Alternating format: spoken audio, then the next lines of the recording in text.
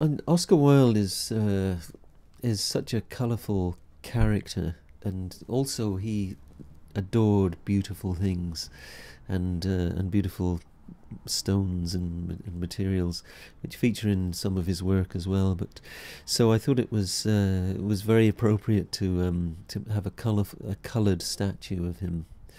As I said, the jacket is made of this green jade, which is a very beautiful shade of green, and it's trimmed with a collar and cuffs from this very rare stone from central Norway called thulite, which actually means, it comes from the word Thule, which means the most northerly place. And the shoes and the socks are made from black Indian granite, and the trousers from larvacite or blue pearl granite, also from Norway.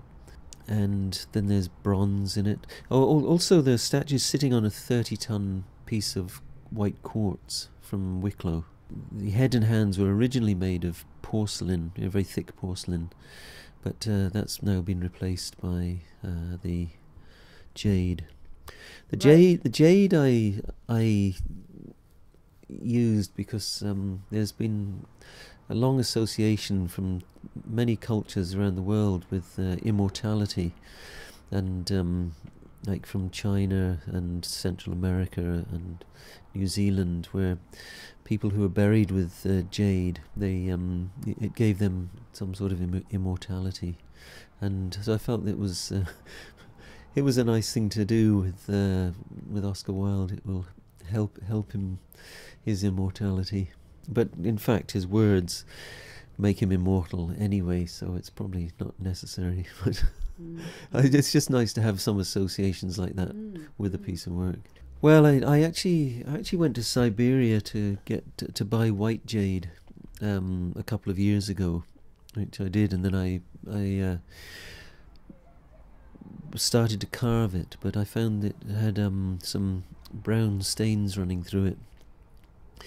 Quite geometric sort of streaks running through it, which made it really unsuitable for a face, unfortunately. So I sent that back to China to be auctioned, and that was just before the economic crisis, and it still hasn't sold yet. So I've got a bit of money tied up in that.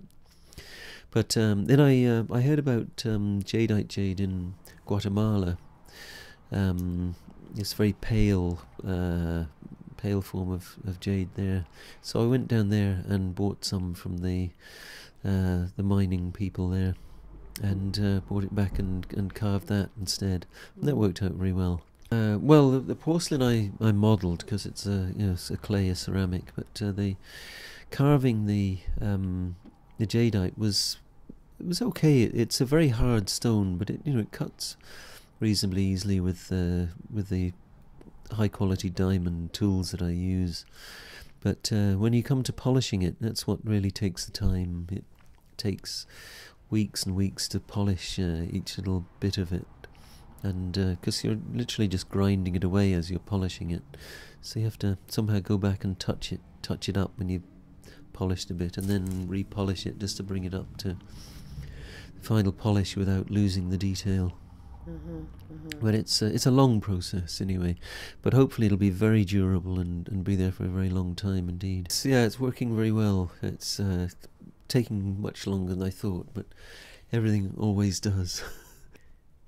Well, the original budget was around £20,000, which was minuscule really, and but when I was working on it, I managed to get it raised and increased a lot by in fact it was doubled in the end through the support of the committee who had organised it, and they got Guinnesses to fund it, but even so it was quite a small budget for a big monument like that.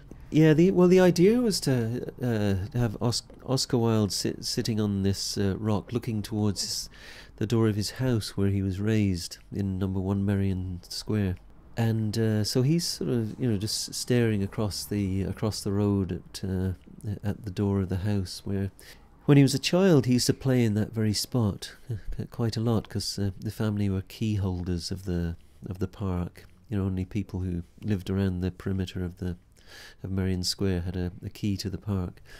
And so he used to go in there and play and look through the railings a lot, and he was going in and out to visit his parents, who were very active socially and had a wonderful, diverse selection of people who'd visit them. So, you know, he spent a lot of time there. But over the other side of the path from the carving of Oscar Wilde, there's two pillars with which I call them the pillar of life and the pillar of art. And there's a number of quotations from his writings are cut into the stone of the pillars and filled with coloured cement. These quotes have been chosen by various people associated with the Irish art world, and written out in their own handwriting, and put up there for people to read. And they cause a lot of interest from passers-by, you know, and people who read them, people who sometimes have never opened the book in their lives or for years. You know, they stop and read these things and get a lot of enjoyment out of them. Mm-hmm. And on top of the pillars, there's two bronzes. One of representing Dionysus, a torso, a male torso. The other figure is a bronze of Constance, Oscar's wife, who was just 6 months, or maybe five or 6 months pregnant with her first child at that time, which is supposedly the time that he had his first homosexual encounter, which was with Robbie Ross. So Constance is looking across the path accusingly at him over her shoulder, saying, "You bad boy." But he's sort of oblivious, looking between the two at his past, let's say.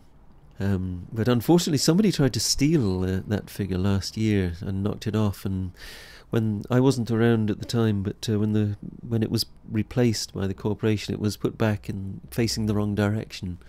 So there was a lot of speculation why she had her back turned to Oscar, and so hopefully we'll get it switched back around at one